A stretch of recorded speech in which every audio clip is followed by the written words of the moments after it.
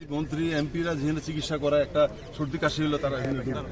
কিন্তু আমি বলবো যে তারা তো প্রথমেই আমাকে জানানো উচিত ছিল, একদম ফার্স্ট ডেতে, যে আপনার যেই রোগটা হয়েছে এটা কিন্তু বাংলাদেশে কোনো চিকিৎসা নাই, কোনো ডাক্তার নাই, কোনো সার্জন নাই, কোনো ওটি নাই, কোনো সেট আপ নাই, কিচ্ছু নাই।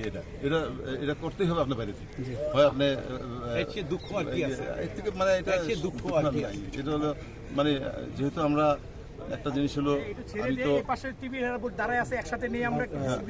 আসলে কোনো বড় ব্যবসায়ী না বা কিছু না, মধ্যবিত্তই ধরতে পারেন।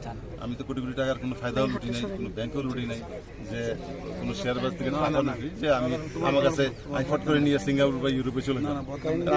আমার কথা হলো যে আমার অল্প কিছু টাকা নিয়েই আমার যেতে হয়েছে ইন্ডিয়ার চয়েস করছি। এই জন্য ভারতে ওইটাও ভালো হসপিটাল ছিল, কিন্তু তারা আমি জানি না কত চিকিৎসা করছেন। আমার ওয়াইফের সাথে আমি বসতে পারিনি, মাত্র এসছে। কী কারণে 4 দিনের মাথায় হঠাৎ করে তারা লাইফ সাপোর্ট থেকে খুলে ফেললো এবং কারিনা আমাদের ছেড়ে চলে গেল, আমি জানি না।